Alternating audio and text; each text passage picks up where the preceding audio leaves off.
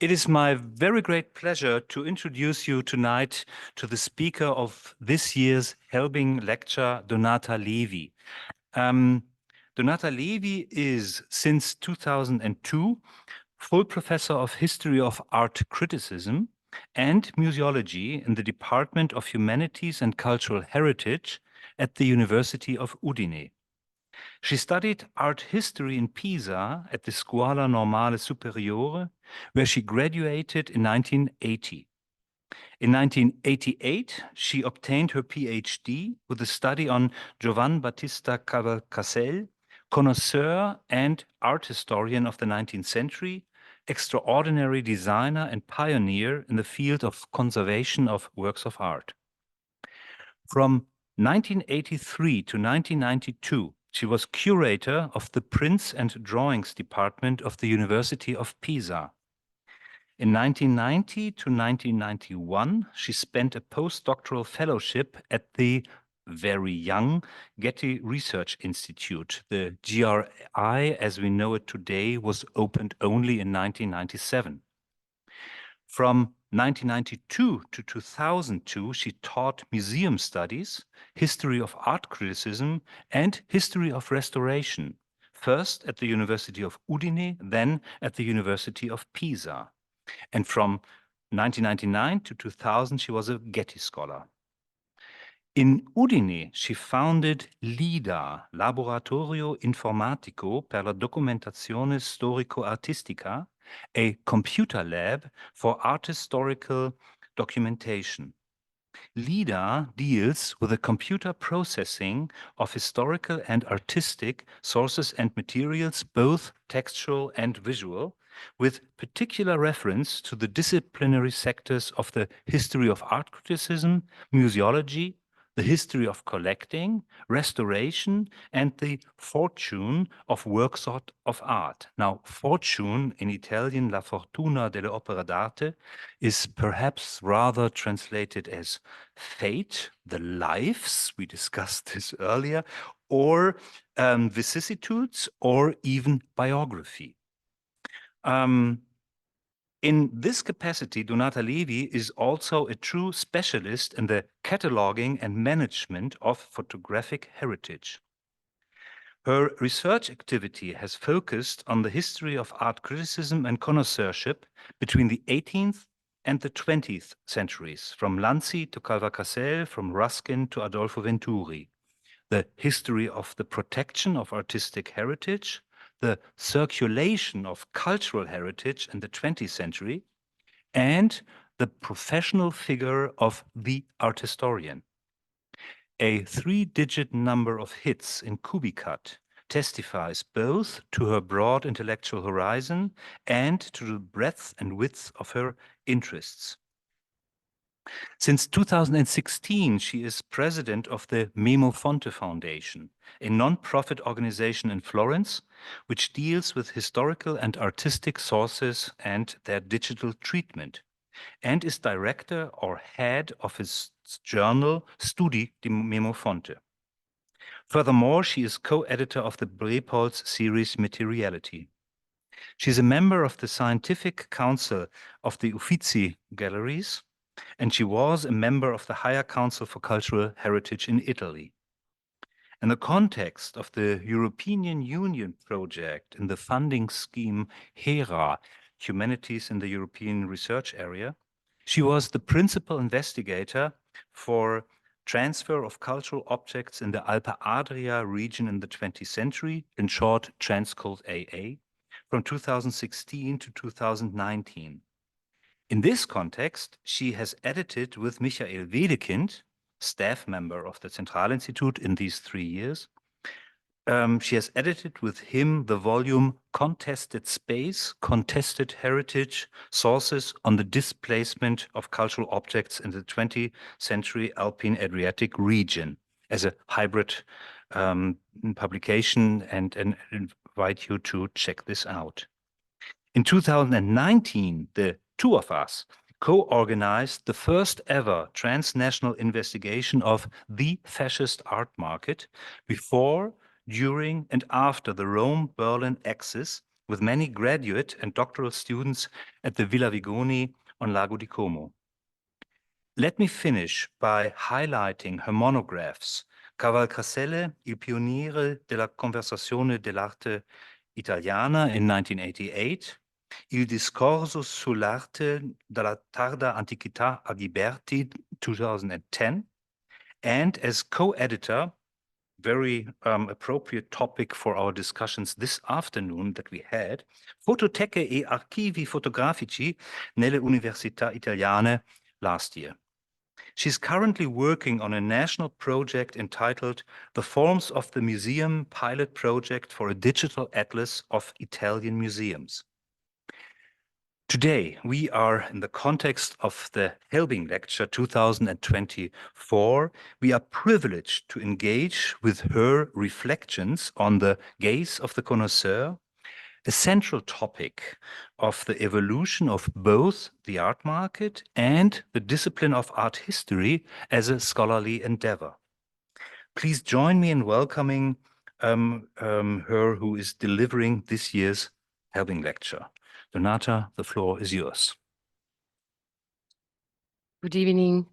Thank you so much, Christian, for your presentation. And I hope that it had not raised too many expectations on part of the public.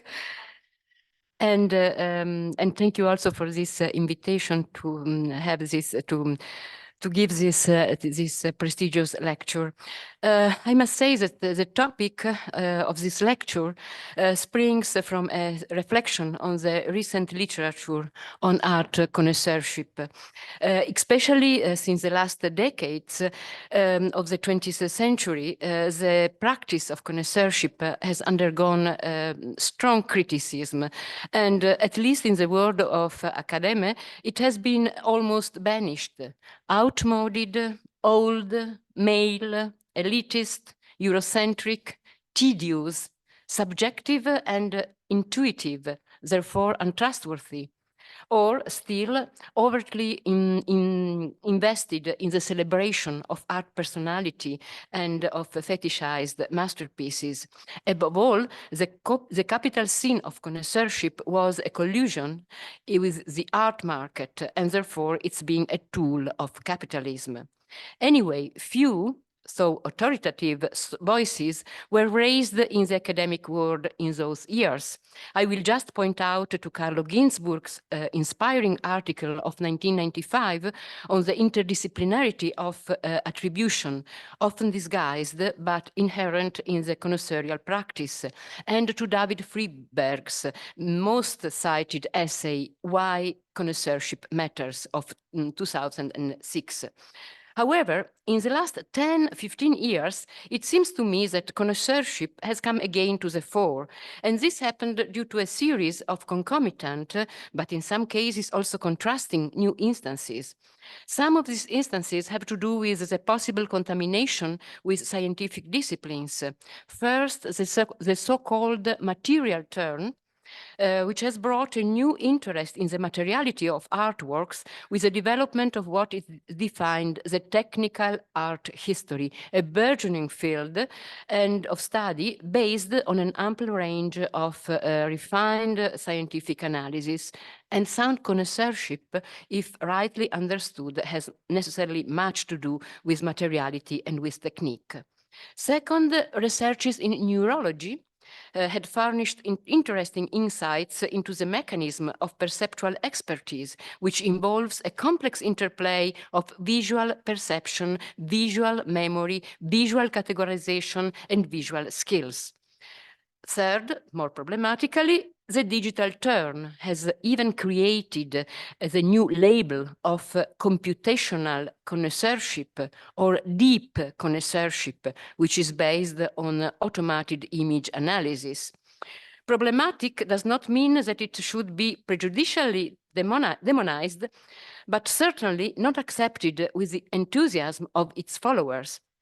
computational formalism applied to images, not to works, implies a highly distorted view of connoisseurship, as connoisseurship intended as a rude abstraction of a limited set of criteria. It is not a coincidence that champions of the present computational connoisseur are Giovanni Morelli and Maurits Michael van Danzig. Other instances have to do with a broader epistemological field. For example, with the re-evaluation of the role of intuition, which had always been considered one of the pitfalls of connoisseurship because of its inevitable subjectivity. I think, for example, at the re-evaluation of the, I quote, skill of valuing and assessing in professions, and at the idea of judgment as a result of a synthetic procedure, including both analytical thinking, emotionality, personal preferences, and wisdom.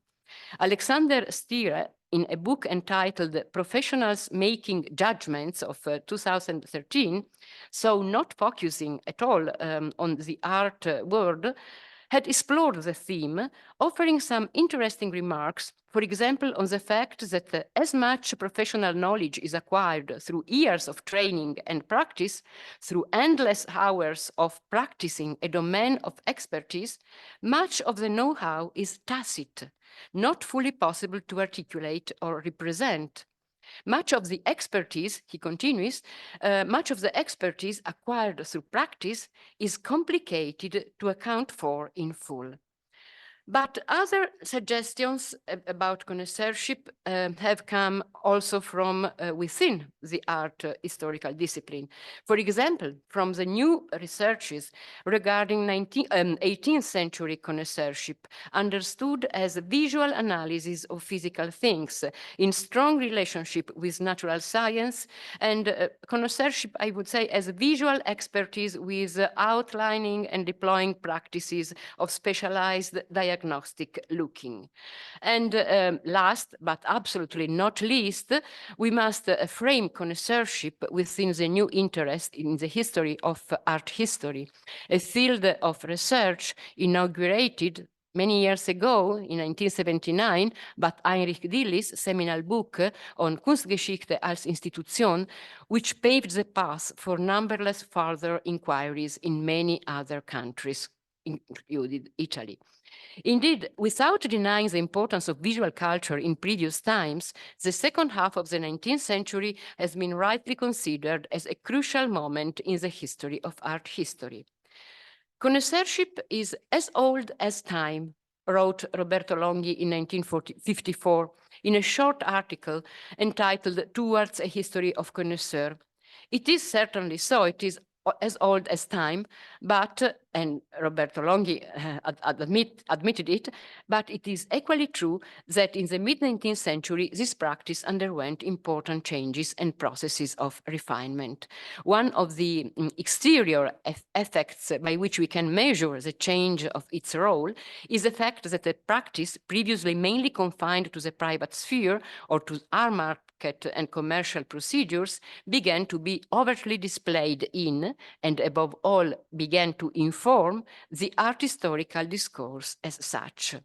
Connoisseurship was no more hidden behind the scenes, and several endogenous motivations can be advanced for this development, and not last was the stringent connection of connoisseurship with historical research.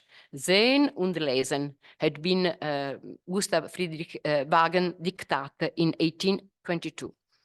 But certainly, connoisseurship grew on the terrain of an increasing trading volume in the art market and of the commodizations of cultural assets, and in connection with the establishment of public museum. No more the property of dynasties, national museums, now often financed through public endowments, were in some way required to seriously account for their acquisitions on the market. I will later come back to the connection between connoisseurship and art market by examining the case of one of the biggest sale of the 1850s and 60s, the Campana sale. But before this, let me put down some basic questions. How functioned 19th century connoisseurship? How was it practically performed, and how was it shaped according to the needs of the art market, of the private collecting, and of museums or as public institution? Alison Clark has recently explored the spaces of connoisseurship, a book of 2022, and she has examined through two specific cases, that of the National Gallery of London and of Agnews, the special context in which artworks, the spaces in which artworks have been displayed, and above all, examined, appreciated, and evaluated. But still, it is difficult to penetrate the inner mechanism of connoisseurship. There remains what I would call, define a gray zone, a zone between the first look of the connoisseur and the translation of this gaze into a somewhat discursive form. So the gaze, what do connoisseurs precisely look at? On which elements or features does the connoisseur's eye rest? Which elements he extrapolates? During the 19th century, a shift took place in the discourse on art from traditional rhetorical and academic categories, invention, composition, expression, grace, etc., to other, mainly formal and technical elements. Formal, for example, the treatment of folders, single details such as fingers, ears, nails, etc., and technical elements, the manner in which the colors were laid on the panel or on the canvas, the kind of ground which was used, etc. Did the adoption of different criteria, technique instead of rhetorical categories, imply a different way of looking? Let's say a closer observation at the lowest level, or was it a different method of conveying results and nothing more? So the second question is, how is the gaze translated into paper, be it through visual tools, sketches, or words? Was the visual evidence in its immediate transcript through drawing self-sufficient? How much did it need to be integrated by words? Drawing played undoubtedly an important role in 19th century connoisseurship. During the period, the habit of taking sketches from the objects of study, largely used also by antiquarians, from Talman to Montfaucon to Serou d'Agincourt, became common also among those interested in old masters. Franz Theodor Kugler, the author of the first handbook of art history for university, assumed that a drawing, much more than a description, a textual description, and the pencil, much more than the pen for writing, were the tools appropriate for the art historian. As he put it, drawing had an autonomous value as demonstration of the stylistic features of an artwork, which even preceded a full understanding of them on part of the connoisseur. And third, how did connoisseurs collect their personal visual knowledge? Connoisseurs needed to travel a lot in order to directly collect visual data.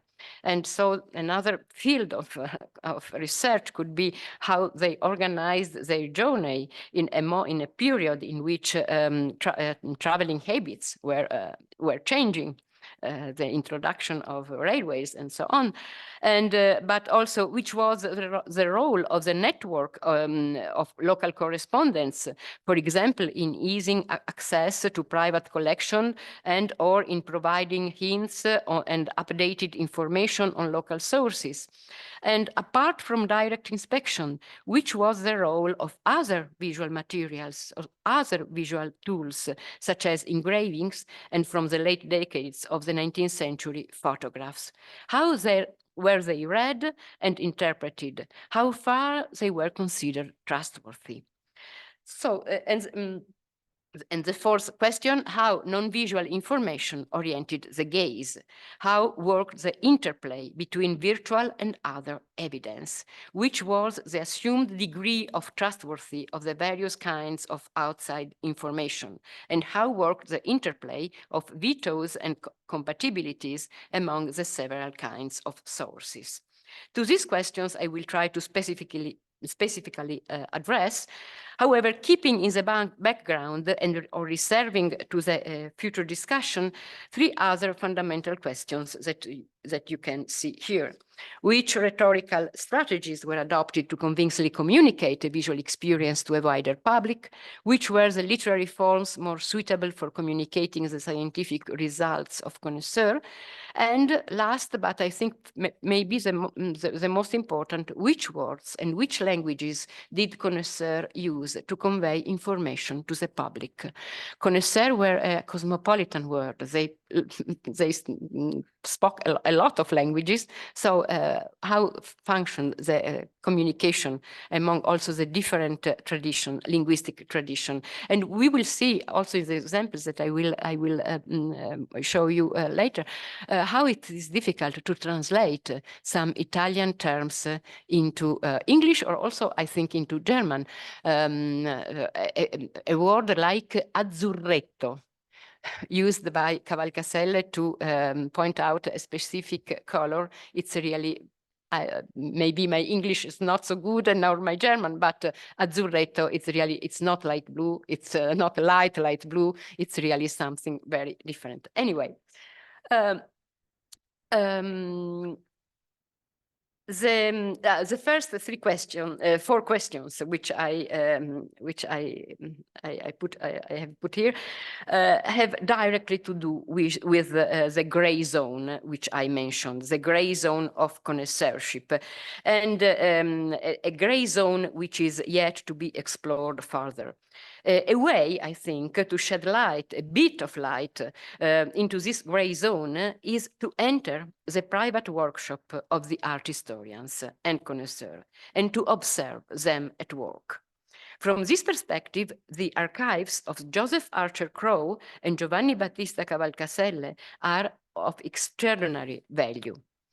As it is well known, their works include ample and detailed surveys of early Flemish paintings, of Italian painting from the 2nd to the 16th centuries, and 2 seminal biographies of Titian and Raphael. They appear to have pioneered a new kind of art history based on the exercise of the eye coupled with a judicious perusal of archival records and sources. Apparently, their personalities were antithetical, one an English journalist and diplomat, the other an Italian patriot and exile, and later a public officer. As different were their cultural tradition and their social origins. Both, however, shared international experiences. Crowe had been active also in Germany, at Leipzig, and at Paris on his diplomatic duties. Cavalcaselle had lived in London during the 1850s as an exile and later traveled extensively throughout Europe. Although the 2 art historians strenuously defended their mutual on-a-par collaboration against detractors, this issue was a subject of gossip and speculation even during their lifetime. And on one hand, Cavalcaselle was considered a gifted connoisseur, an excellent draftsman, but an illiterate, unable to properly communicate his researches. On the other hand, Crowe, at best, an able writer, who would have only give literary form to his friends' rough notes. I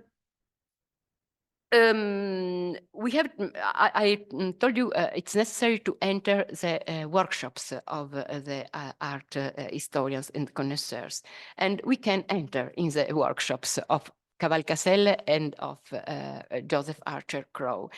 Here you have just a scheme of the Cavalcaselle's archive, which is in the Biblioteca Nazionale Marciana of Venice. It's digitized and accessible online, and since few years, I think 4 or 5 years, and this has caused a flourishing of studies, of contributions on Cavalcaselle. I will just quote last year a very good book has been published by Giovanni Mazzaferro on the young Cavalcaselle, and then a lot of theses, PhD theses, many teams are at work on this digitized archive. And you can see also the amount of folios, of papers, of more than 15,000 of them, and also a small but interesting library. And here is an analogous scheme for Crowe's archive, which is in the National Art Library in London, in the V&A. And unfortunately not digitized, but maybe also huge, a very huge. I approximately have calculated 40,000 papers kept in 53 boxes. And we must add that these archives are only a fragment, probably, of a virtual archive which should have existed. For example, in Cavalcaselle case, we have only mainly documentation which refers to his, not through his, to his early years, only after, I mean, the 50s, but we have nothing before. And also in the case of the later documentation, there are a lot of, I mean, holes or lacunae.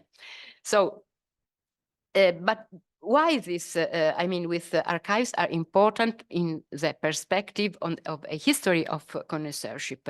There are two mainly reasons.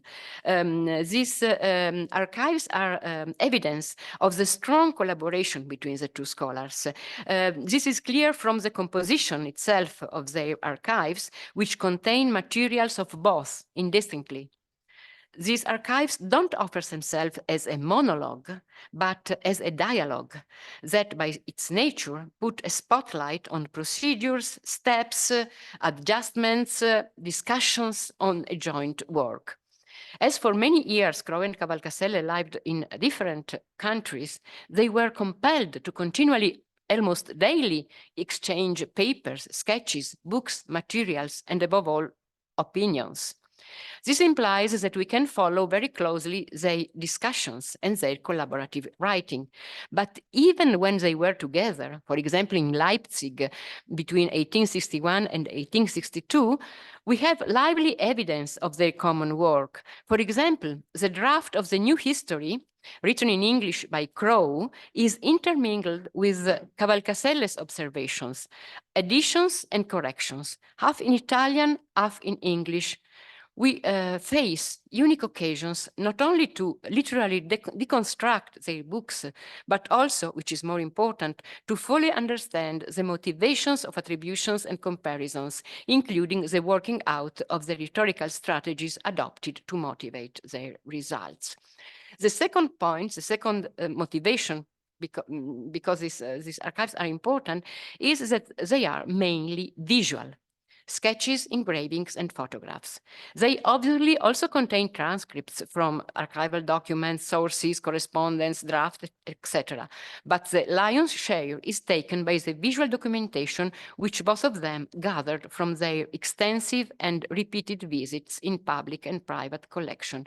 In conclusion, their archives, or what we could virtually conceive as their joint archive, constitute an extraordinary cosmopolitan observatory.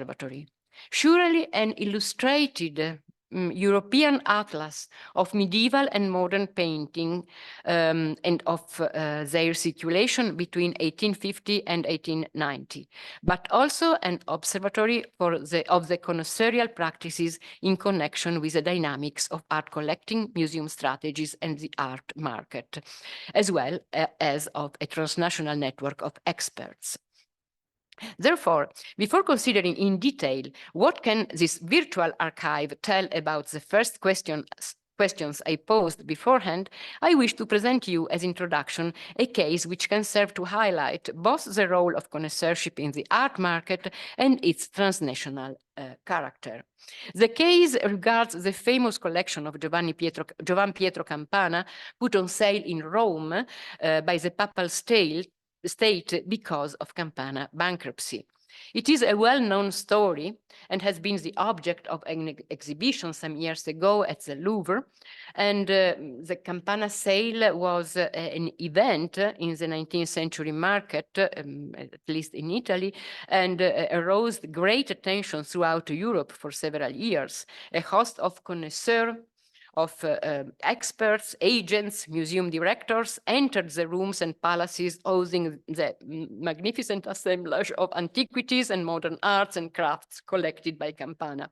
Among them, from Great Britain, Charles Locke Eastlake, the director of the National Gallery, and his traveling agent, Otto Mündler, who visited the Campana collection in September 1856 and then again separately in 1858. It was in spring 1859 that Cavalcaselle's visit to Campana took place, quite certainly on behalf of Eastlake, who at the time was financing Cavalcaselle's researches in Italy for a new edition of Vasari Lives. In fact, it is sure that Eastlake took unofficially advantage of Cavalcaselle also for consultancy in acquisitions. So in the case of Campana's sale, it is possible to observe three experts at work, comparing Mündler and Eastlake's notes in their travel books, published by Carol Tocnieri Dode and Susanna Avery Quash, respectively. And so to compare the notes of Mündler and Eastlake with Cavalcaselle's marginal notes to this small Campana catalogue of 1859. The comparison allows to point out some common practices and some differences. Similarities we find, for example, in the accuracy in recording signatures and inscriptions. Cavalcaselle's paleographic care in transcribing inscription can be paralleled with Mündler. But there are also differences. Unlike Mündler, who did not sketch, and Eastlake, who occasionally sketched, as you can see on the right, details of paintings, single details, Cavalcaselle made a far more extensive use of drawing, and his marginal notes are often visual. As in the case of Christ Carrying the Cross by Girolamo Marchesi, now at Avignon, Mündler had mentioned that painting and its signature, but dismissed it as a, I quote, slavish and superficial imitation of Francia, while Eastlake has defined it poor. Cavalcaselle shows instead a more analytical approach, open mouth, for example, stupid, oil, hair like Albert Dürer. And then he also points out the hands. The hands feel, sentono in Italian, of Perugino. And then some notes on colors and on shadows. Another example we find in this page, where I can focus on the very rough sketch, may be only a memo to record the number and position of figures taken from the Tondo with St. John and the Baptist and three angels, which in the Campana catalogue was given to Ghirlandaio. For Mündler, it was a sort of Verrocchio, and for Eastlake, a Ghirlandaio not first rate. According to Cavalcaselle, it was Sebastiano Mainardi. And for him, it was Mainardi because it had some peculiarities in common with a painting in possession of Lord Ward, previously attributed to Pesellino. Today, it is considered by David Ghirlandaio. Also, the Tondo today in the Louvre is attributed to Domenico Ghirlandaio and Sebastiano Mainardi. But it is not so much important whether attribution were right or wrong, if they have been subsequently accepted or not. What are meaningful are the trajectories and dynamics of the connoisseur mental map, on the connoisseur mental map, as well as the fragments of close or distant dialogues and interlocutions among experts that can be retrieved from this kind of sources. And more besides, further besides these visual marginal notes, Cavalcaselle added also some loose sheets of paper to the catalog to record other paintings. Here, for example, we see three paintings. One is this viola player, which was considered as a penny, a painting by Francesco Penni in the catalog, and also a self-portrait by Francia. But I will focus on this Madonna, the Virgin between Saints, by which you see in the superior part of the sheet of paper, and because this Madonna was in the catalog was attributed to Filippo Lippi, and Cavalcaselle instead proposed the name of Pesellino. The painting has been simply listed by Mündler with a question mark next to the name of Lippi, while Eastlake had remarked that it was not of Filippo's quality, but the heads were good, and the hands and the nudes not bad, the drapery only tolerable, and the landscape and the architecture very indifferent. Cavalcaselle too put a question mark on the catalog entry, but this question mark then develops into a more precise and articulated analysis. We can see the sketch was accompanied by what appears to be as a draft of an expertise that stems from the visual reading attested in the sketch, as if the lines drawn by Cavalcaselle became a guide for an in-depth analysis of the state of conservation and of technique. The first, certainly functional to the eligibility or not of the painting for the National Gallery. The second, the technique, functional to a better understanding of the way in which the painting had been made. The attention at the materiality of the artwork is a constant in Cavalcaselle approach. And here we see the draft of part of the draft of the expertise, which is ended with this phrase. It seems to me that it is a painting worthy of the gallery, and here is an enlargement of the drawing with all the notes, with the different notes that accompany him. So the Campana catalog, in its modest graphic guise, becomes a sort of a palimpsest and can be taken as a tiny but significant example of the more general reassessment of attributions which was taking place at the time in the world of art history in connection with the art market.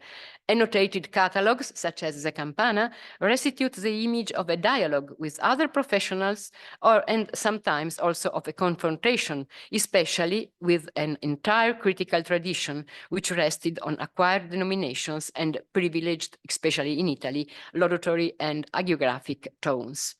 But now, however, it is time to come to consider our questions, and so I should say our first two questions. What are connoisseurs precisely looking at, and how is the gaze translated into paper, which are strictly connected, obviously? And to begin with, I will present two examples of close looking.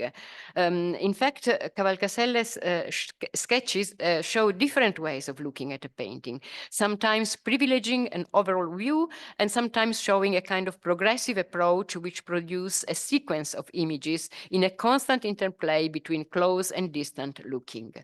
So we have here this portrait of a young man here in the Munich, in the Alte Pinakothek, now given to an Umbrian painter about 1505, and Le Portrait de l'Immortal Raphael, according to the catalogs of the gallery until 1860.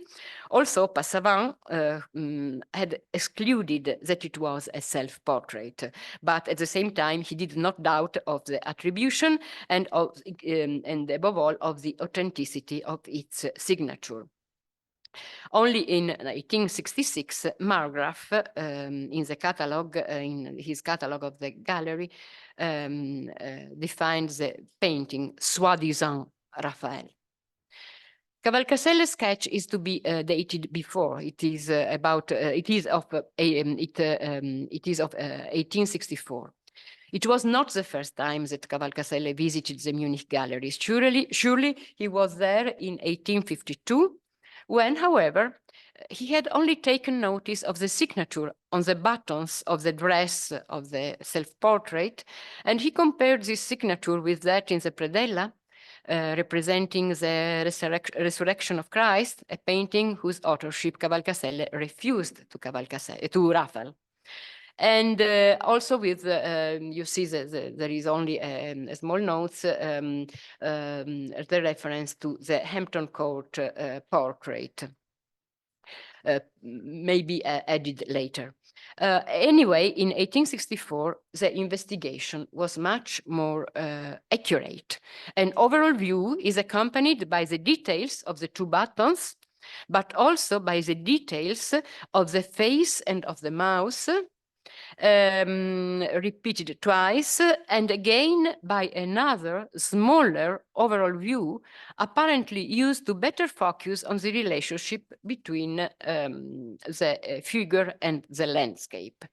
A great number of notes are added in order to highlight morphological features, but especially regarding colors, not as much for a mnemonic purpose as to highlight tonal relationships, importance, for example, of light and its degradations, relationship with the background. And colors are always precisely qualified using linguistic nuances that is difficult to translate into English. Further, some qualification regards the state of conservation or technical peculiarities in the layering of colors. Despite some doubts, especially regarding the landscape, the attribution to Raphael appears to be accepted, as shown also by the references to Raphael portrait at the Uffizi and to the Düsseldorf painting, which I suspect is a Canigiani Madonna, which once was in Düsseldorf. But this is a question mark. Perhaps because of the doubts about regarding the landscape, Cavalcaselle comes back to the portrait. I do not know if on this very occasion, 1864, or later during a further visit. We know that it was again in the Pinakothek, at least in 1866 and in 1869. To the state of conservation, for example, is devoted this sketch. The sketch becomes a map on which Cavalcaselle can accurately report retouches, damages, lacunae, etc. And then there is a further sketch, maybe the last one, 1869, which shows a layout similar to that of the first one, because we found two overall views of the painting with different aim. Cavalcaselle adds that the feeling is proper to Raphael and also proposes a possible date, 1507. In the time span between this, the 1860s and 1882, when the Raphael biography was published, something else intervened in the consideration of this painting that in 1882 was attributed to Alfani. However, again, the exactness of attribution is less important than the process of observation and the analysis of the painting. And then the second example, the second case is the Castelfranco altarpiece, another example of close looking, which shows a sort of a zooming technique.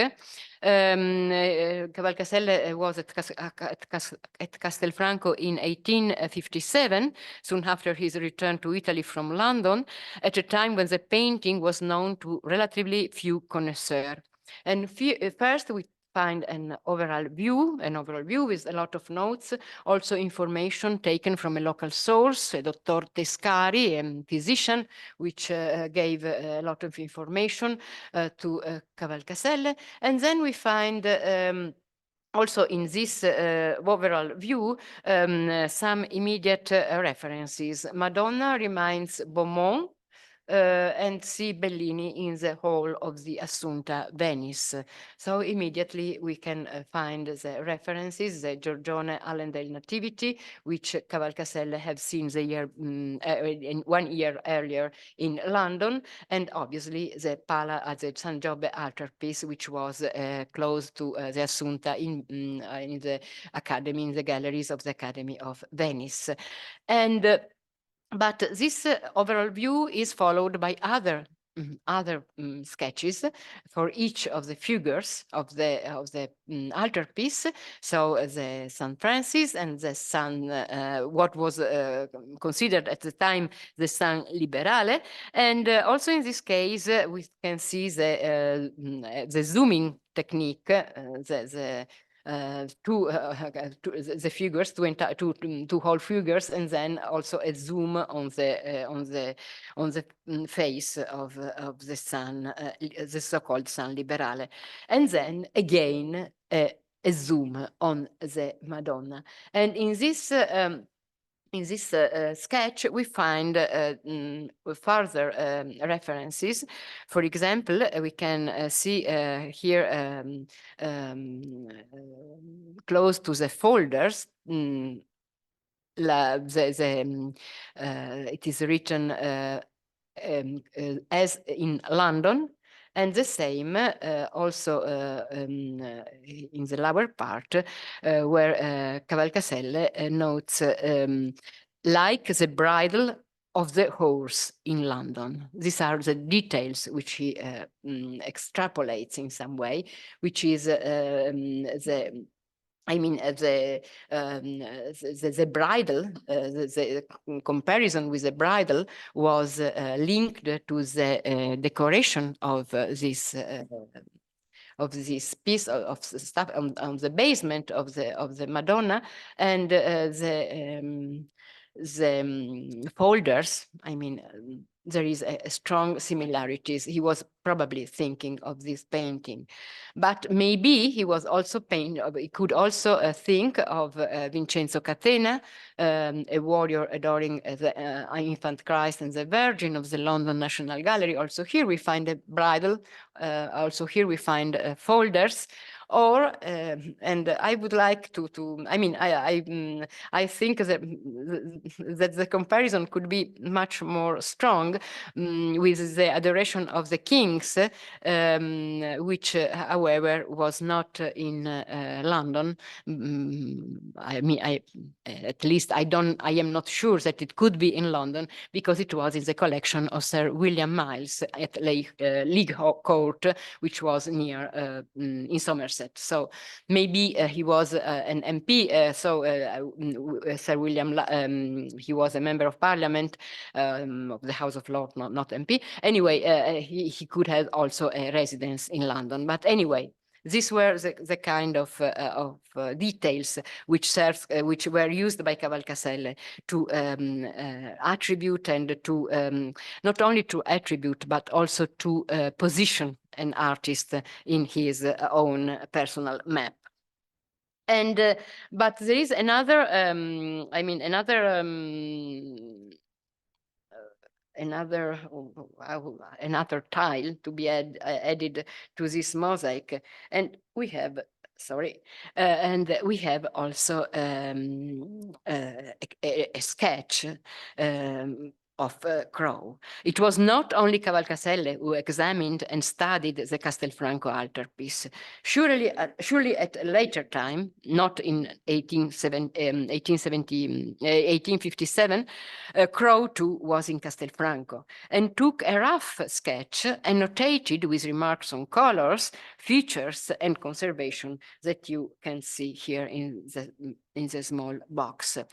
Different styles of sketching, that of Crowe more similar, I would say, to George Sharp's junior manner. I think of the sketchbooks which have been published by Philip Cottrell. And again, it is not quality. It is not quality, I think, that we should talk about in the perspective of connoisseurship. Crowe's sketches are far less fascinating, telling, nuanced than those of Cavalcaselle.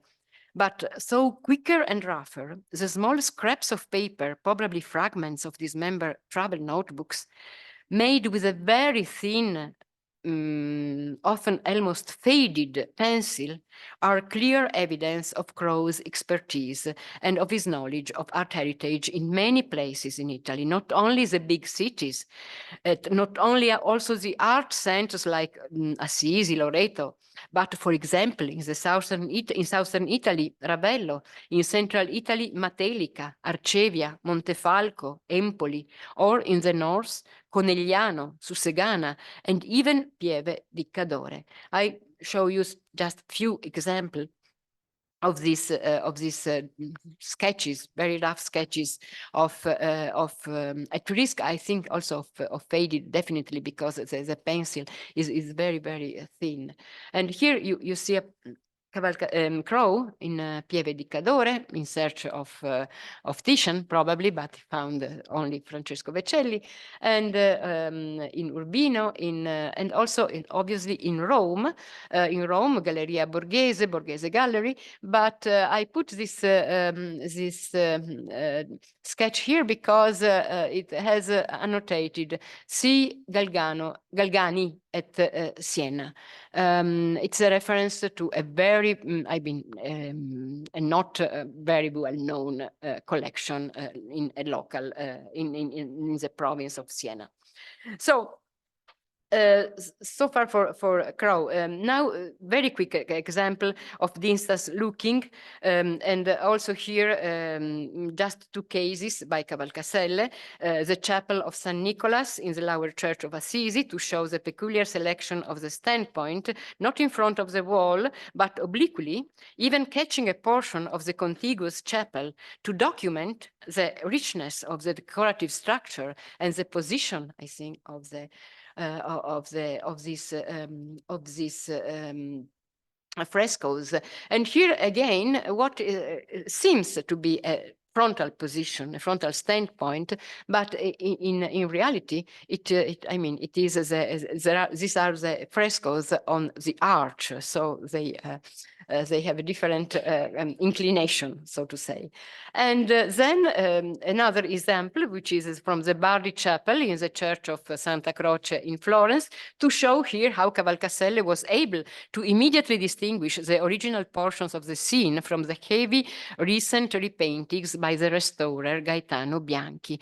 Cavalcaselle have not seen the frescoes before restoration because they were discovered at the beginning of the 50s, and Cavalcaselle at the time was in exile, was at London. So, but when he saw them, he immediately found the parts which had been repainted. And here we have the vault of the chapel, and also the small, very cursory sketch about from the Saint Louis of France, and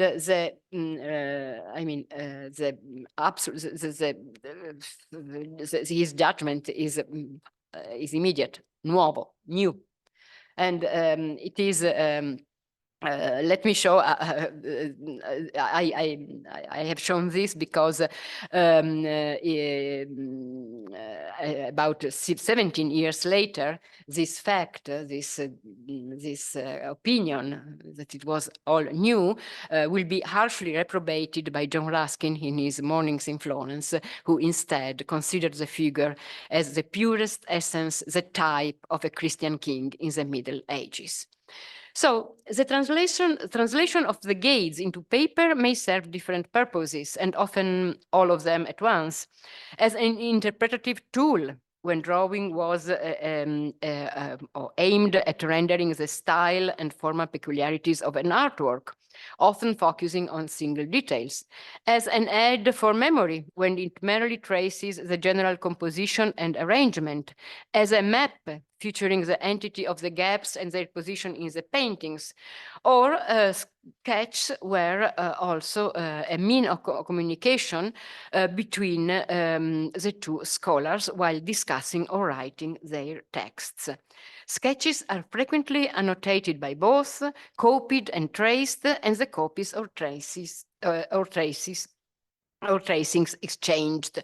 One single case, among numberless other, regarding Francesco Bonsignori Bovo altarpiece in Verona.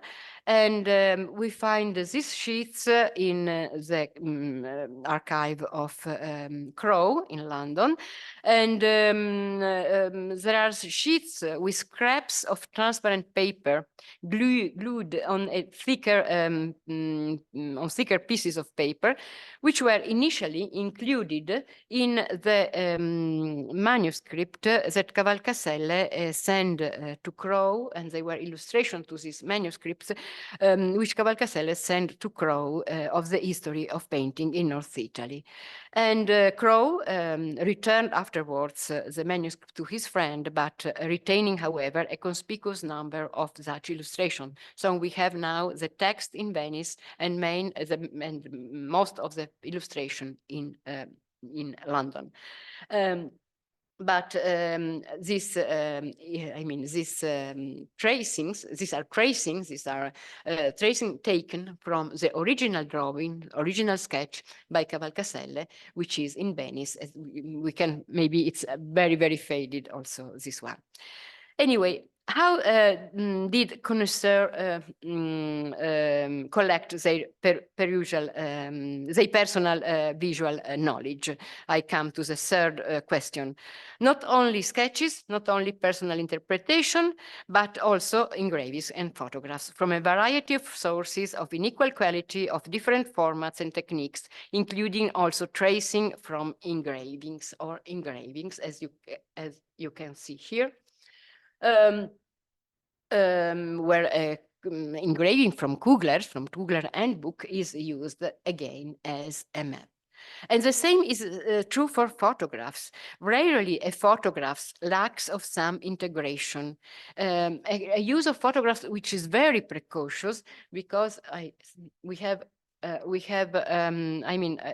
set of photographs which Cavalcaselle purchased probably or either in 1858 or in 1860. So it's very precautious as a use.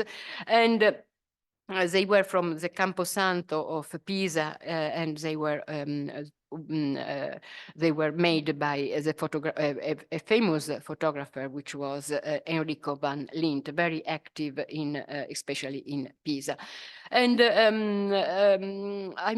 it is clear that they didn't deem the photographs precious objects, as they probably were, but merely working tools liable to correction and integrations, to be cut and to be edited, even assembled, as we will see with sketches, and always supplemented with signs and remark. On a photograph like this, the wedding of Isaac and Rebecca, we have the title, we have the number of the page of the manuscript to which it's referred, we have the reference to Rossini's Storia della Pittura, and we have evaluations, some evaluation, beautiful, very beautiful in pencil. We have a reference to repainting and so on.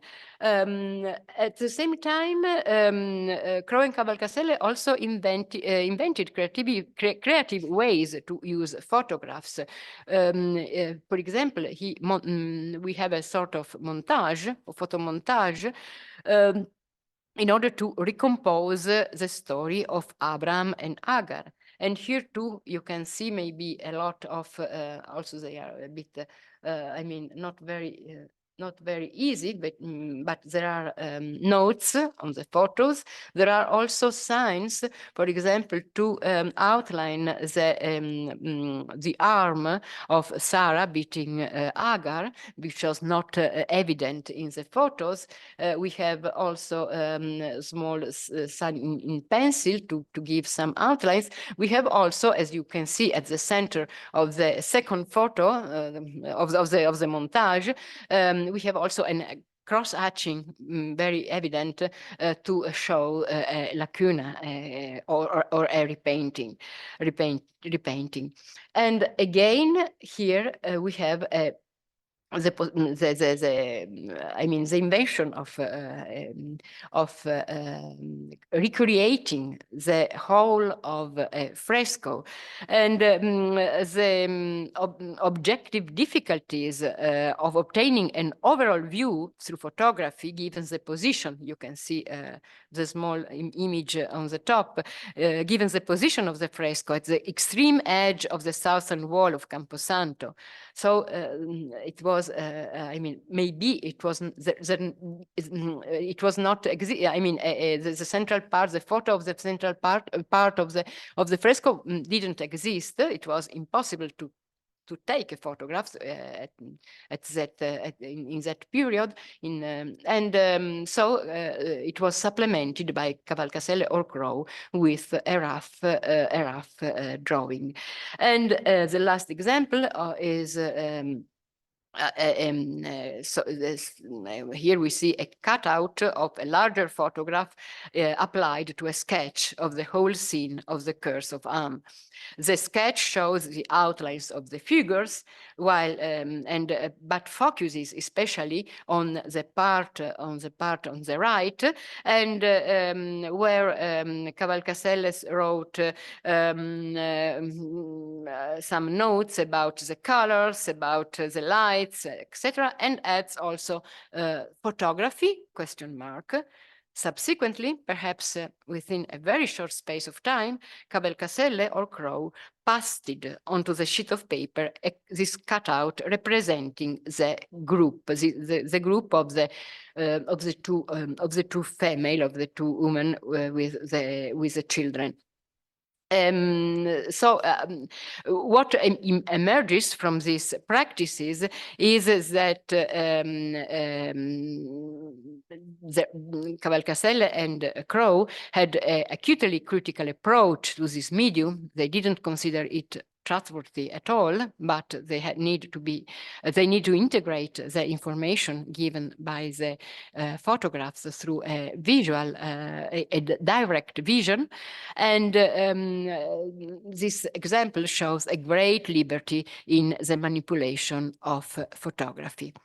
It is very late, so I will only, sorry, I didn't, I will, I will not discuss the fourth